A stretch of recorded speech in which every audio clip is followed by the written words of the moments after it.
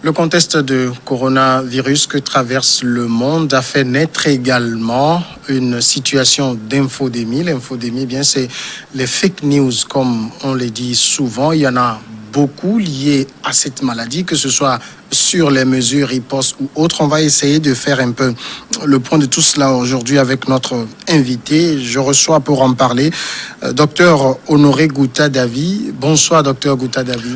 Bonsoir, monsieur. Merci à vous d'être notre invité. Vous êtes le directeur de la Polyclinique Saint-Antoine de Padoue, d'Ahadjikota. Vous êtes surtout médecin de travail. Exactement. Merci d'être notre invité. Je sais que c'est votre domaine, là, quand on parle de maladie, de coronavirus. Est-ce qu'aujourd'hui, en tant que médecin, vous suivez également toute cette floraison d'informations qui tournent autour de la maladie? D'abord, je vous remercie pour cette occasion que vous me donnez de pouvoir partager avec les aimables téléspectateurs le thème sur le Covid-19 avec les fake news. Je suis vraiment très ravi de partager vraiment ce thème avec vous sur le plateau. Merci. Nous sommes médecins, nous sommes dans les cliniques. Je crois que personne ne peut nier que nous sommes les tout premiers au front avec le Covid-19. Oui. Chaque jour, nous recevons les malades avec fièvre ou sans fièvre, avec tout ou sans fièvre ou sans tout. Et donc, nous sommes en premier plan. Donc, c'est un sujet qui nous concerne énormément. Sur le plan technique, sur le plan financier, sur tous les plans. Toutes les cliniques vraiment traversent une période difficile. Nous courons le risque tous les jours. Tous les jours que nous avons un malade qui fait de la fièvre, qui tousse, c'est le risque que nous courons. Parce qu'il n'y a pas que le corona qui donne la fièvre, il n'y a pas que le corona qui donne la toux. Oui. Nous ne pouvons pas renvoyer systématiquement tous les malades qui viennent avec de la fièvre. Donc, vous voyez que nous sommes au front. Et donc, c'est un sujet qui est vraiment important pour nous. Alors, justement, sur cette pandémie, puisqu'on parle surtout des informations erronées qui y sont liées, on lit beaucoup de choses, par exemple, sur les mesures barrières pour éviter cette maladie. À part ce qu'on nous cite habituellement, il y en a beaucoup. Certains disent par exemple que quand on utilise, on a entendu même un chef d'État le dit, le mentolato, ça permet d'éviter cela. Quand on boit beaucoup d'eau chaude, ça permet d'éviter cela. Alors, vous êtes médecin. Quelles sont les mesures barrières concrètes finalement contre le coronavirus? D'accord. Bon, avant de commencer, je vais tout de suite signaler que l'OMS a un site. Oui. L'État togolais également a un site. Et donc, nous convions systématiquement tous nos citoyens à pouvoir consulter les sites pour avoir les vraies informations. Parce qu'avec les réseaux sociaux, actuellement, il y a beaucoup de choses qui circulent. Puisque la communication est une arme, donc la population se saisit rapidement des infos et se met à l'œuvre. Je vais vous donner quelques exemples. J'ai eu des parents en Europe qui m'ont appelé pour me demander de leur chercher quelques racines d'arbres et qu'on m'a appelé dans notre langage, dans notre langue Nimo. Nimo, oui. Oui, j'ai eu beaucoup de gens qui m'ont appelé pour me demander de leur chercher cela. Et parce qu'il semblerait que c'est un remède puissant contre le Covid-19. Bon, en tant que médecin, ce n'était pas possible. Oui. Mais au même moment, on me dit, mais là, non, puisque tu as en face tous les jours les malades et tout ça, il faut boire ça tous les jours. Bon, voilà. Et en plus de ça, il y a aussi l'effet de la boisson locale, l'alcool local, le sodabi. Oui. Également, les gens, ça a été décrit sur les réseaux sociaux qu'avec le sodabi, on peut brûler le Covid-19. Et la dernière fois, j'étais dans mon village, au Moyen-Mono, j'ai vu des chauffeurs qui avaient des comportements vraiment pas catholiques. Parce qu'ils ont bu, ils pensent qu'en buvant, ils vont lutter contre le Covid-19. Ils se saoulent et après, c'est du n'importe quoi sur les routes. C'est des accidents. Vous voyez, donc, les fake news, comme on l'appelle, effectivement, c'est vraiment un poison. C'est des intoxications qui peuvent amener la population à être égarée totalement. Donc, ce qui est mieux, c'est d'aller sur le site de l'OMS, c'est d'aller sur le site de l'État togolais, du gouvernement, pour aller lire les informations et vraiment pratiquer ce qui est dit. Sinon, les mesures barrières, tout le monde les connaît. Oui. C'est pas qu'on ne les connaît pas, la population ne les connaît pas. La population connaît. Mais c'est les fake news qui s'ajoutent à ces mesures conventionnelles qui font problème. On vous demande à chaque fois de laver les mains au savon, ensuite avec les gels hydroalcooliques. Et il faut mettre les masques. Ça, l'État insiste là-dessus. Il faut mettre les masques. C'est devenu obligatoire. C'est devenu obligatoire maintenant. Il faut mettre les masques. Et puis, quand vous allez dans des endroits publics, évitez de toucher du n'importe quoi, parce que quand vous portez la main aux yeux, au nez et tout ça, vous pouvez vous contaminer facilement.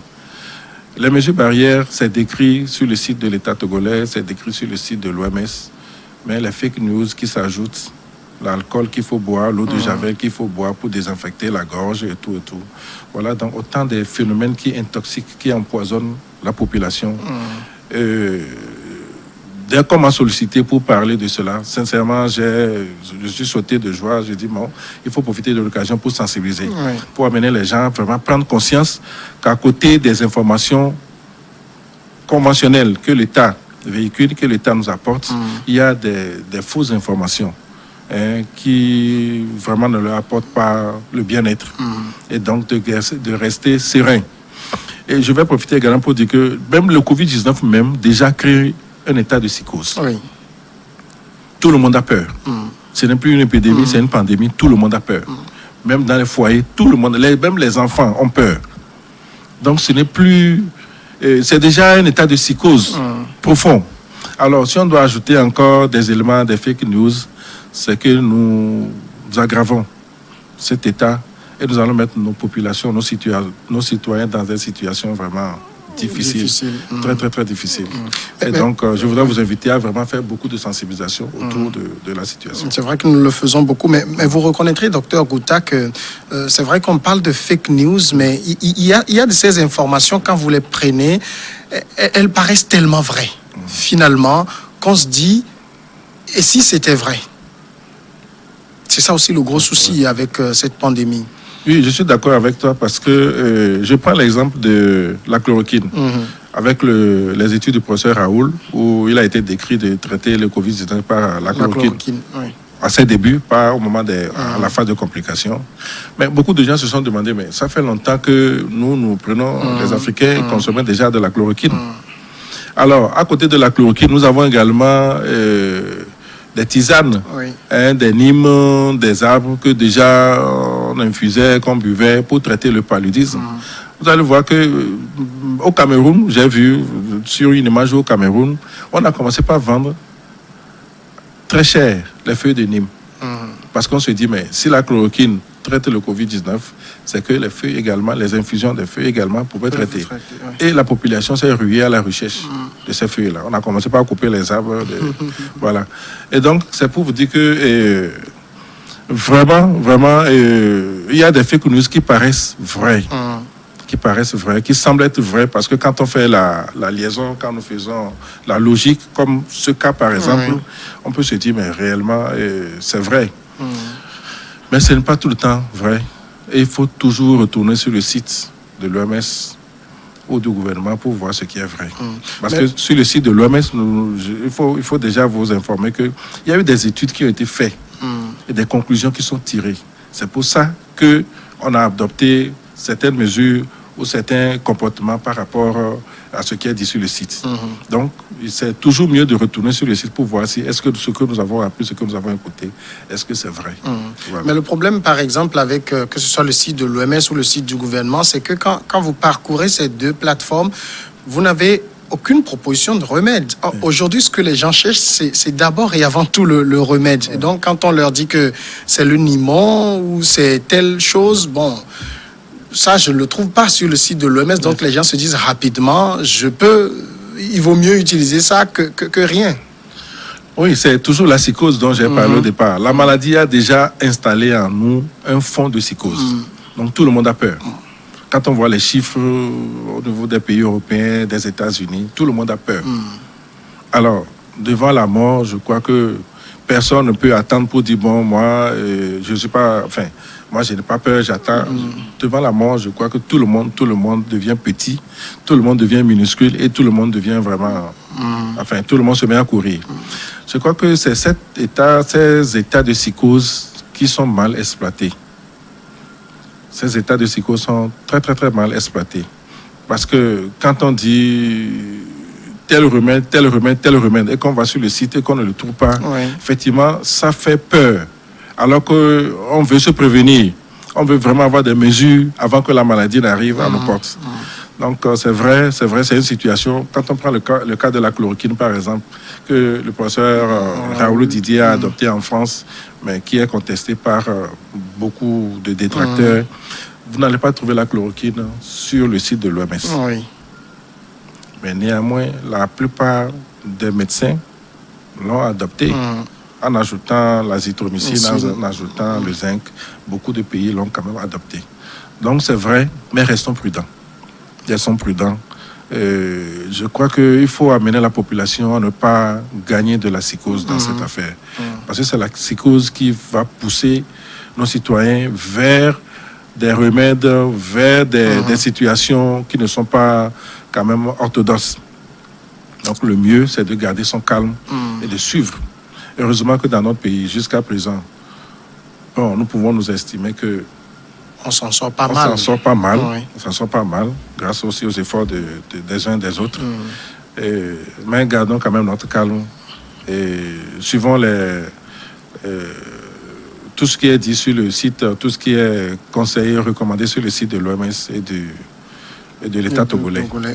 Alors, quand vous parlez donc de cette situation de psychose, justement, que la maladie même a générée et que les fake news contribuent à amplifier, c'est donc, on peut facilement créer ce lien-là entre fausses informations sur Covid-19 et les menaces que cela fait peser sur la paix, même sur la cohésion. Oui, nous sommes déjà dans un état de psychose. Maintenant, les fake news viennent encore amplifier, comme vous l'avez dit. Oui, ça peut menacer la paix. Je peux même vous parler d'un auteur qui s'appelle Stephen Taylor, qui est un médecin, un professeur de psychologie dans l'université de Colombie-Britannique. C'est au Canada. Il a déjà décrit ces phénomènes que dans la plupart des pandémies, il y a d'abord un fond de psychose et ensuite, il y a les rumeurs, les fake news qui viennent amplifier qui viennent amplifier encore davantage cet état de psychose.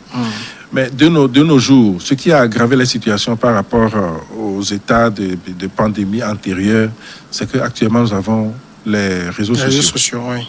Nous avons assez de réseaux sociaux. Ce qui fait que la situation s'est aggravée. J'ai même lu dans un document où on a même parlé d'infodémie. Infodémie, j'ai lu quelque part, on a parlé d'infodémie. Je n'ai pas eu le temps d'aller chercher dans le dictionnaire. Mais c'est pour vous dire que nous sommes en train de traverser carrément deux pandémies. Il y a la pandémie de Covid-19, il y a la pandémie des intoxications, des fake news, des informations. Et donc, nous devons garder vraiment la tête sur les épaules pour ne pas vraiment tomber dans du n'importe quoi. Voilà. Alors donc, les canaux officiels d'information doivent être ce vers quoi on doit se diriger. Exactement. L'OMS, l'État togolais. Puisque par rapport à l'OMS, chaque État a défini ses mesures, ses recommandations. Donc, soit c'est l'OMS, soit c'est ou bien les deux, le site de l'État togolais. Voilà Mais on est aussi, quand on prend les réalités qui sont chez nous ici, c'est général à l'Afrique et particulier aussi au Togo, c'est que vous avez évoqué par exemple votre localité, le Moyen Mono. On a des gens qui n'ont aucun accès à ces outils-là. Dans ces milieux, c'est très compliqué finalement.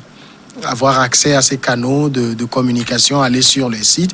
Il y a des milieux où la connexion est un luxe, donc c'est difficile. Je ne suis pas tout à fait d'accord avec vous. Parce que je crois que la connexion Internet, maintenant, c'est dans presque tous les villages. Parce qu'il suffit d'acheter une connexion à 200, vous avez accès à un certain nombre de mégas, vous pouvez naviguer. La dernière fois, j'étais dans la profondeur même du Moyen Mono. Le téléphone, l'Android était là, il y avait la connexion, on pouvait aller sur Google. Donc, je crois que nous avons les moyens aujourd'hui, même dans les villages les plus reculés. Maintenant, ceux qui n'ont pas l'argent pour acheter les Android, pour acheter les connexions, c'est vrai, ça pose ce problème-là. Mais donc, ça revient à l'État de pouvoir faire la sensibilisation à travers les organes de presse, les médias, à travers, dans nos cultures, nous avons, comment on l'appelle, quand on gongonne, le gongonneur. Voilà, le gongonneur, oui, à travers les sensibilisations à partir des CDQ, à partir du chef du village, et tout ça. Donc, nous avons plusieurs canaux pour pouvoir passer le message. Pour passer le message, donc il n'y a pas de raison de dire que dans tel milieu, bon, il faut consommer de seul habit parce qu'on n'a pas accès, non. Je crois que l'État est en train de mettre vraiment tout ce qui est de sa possibilité. Il y a aussi les ONG également, et les associations qui se mobilisent, soit pour distribuer les masques, soit pour distribuer les gels, ou bien pour sensibiliser, passer l'information. Alors donc, autre point très important, il faut chacun sache qu'à la date où nous sommes en train de parler là, il n'existe encore aucun remède qui a été présenté, prouvé, efficace contre le coronavirus.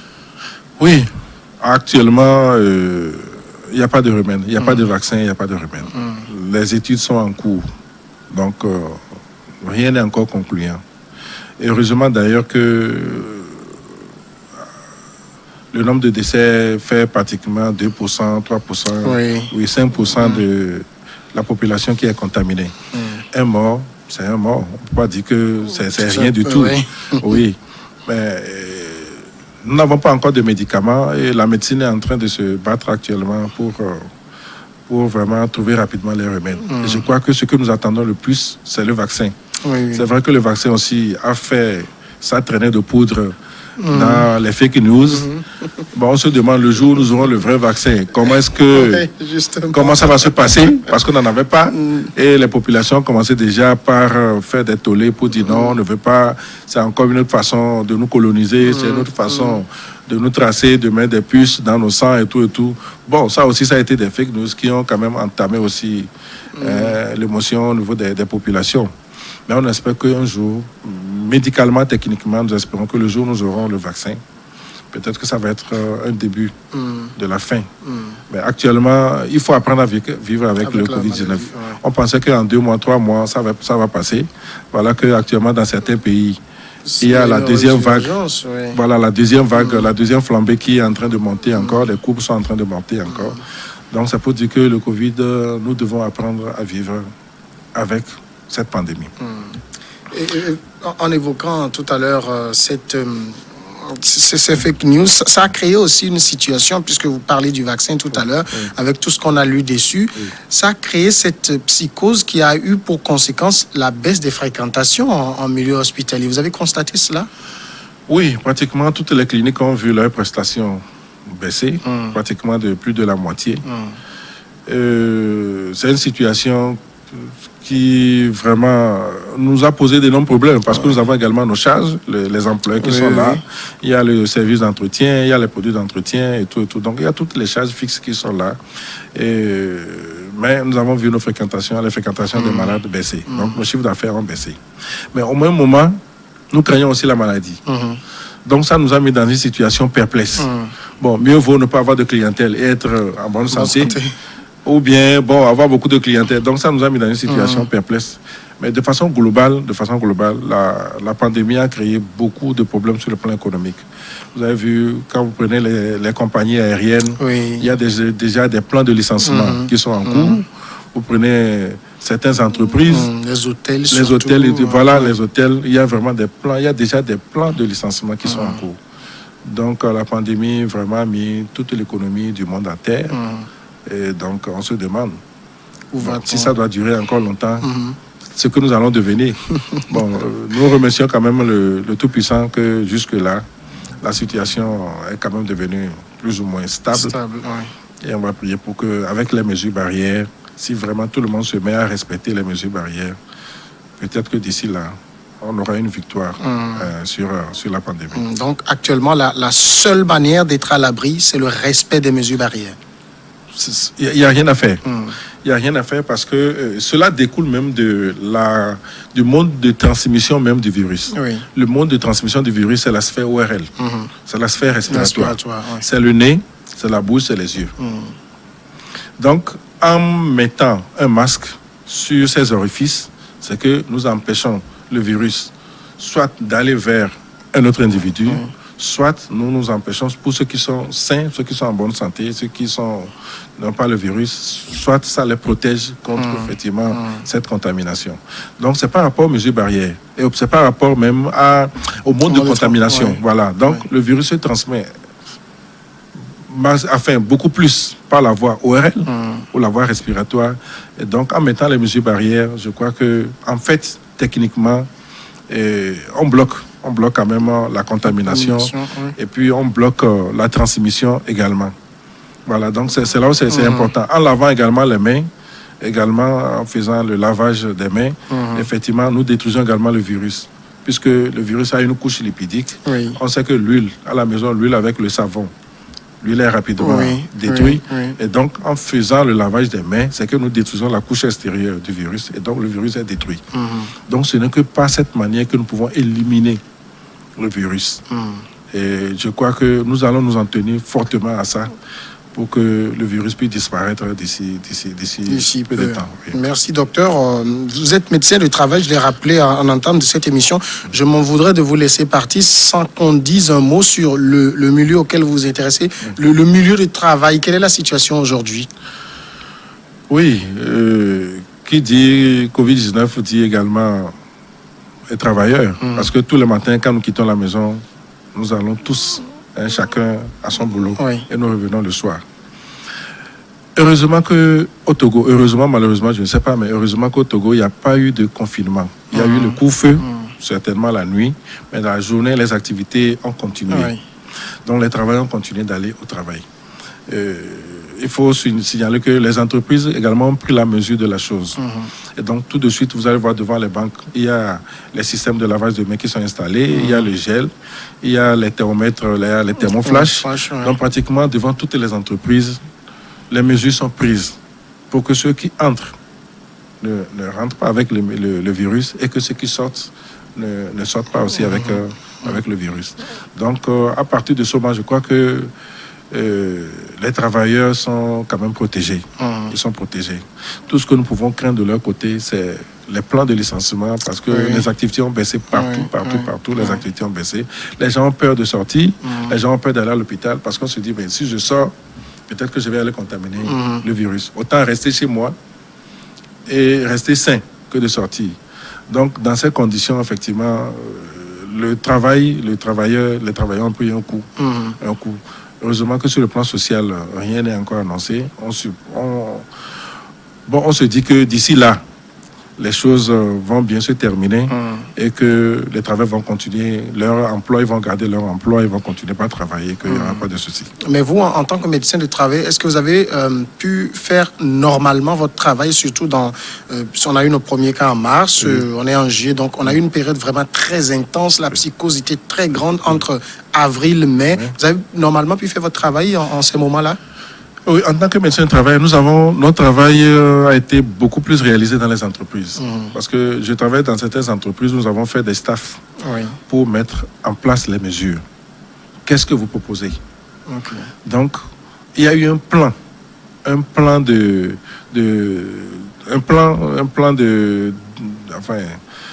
qui a été mis en place dans chaque entreprise pour éviter que les travailleurs, les employés ne soient contaminés.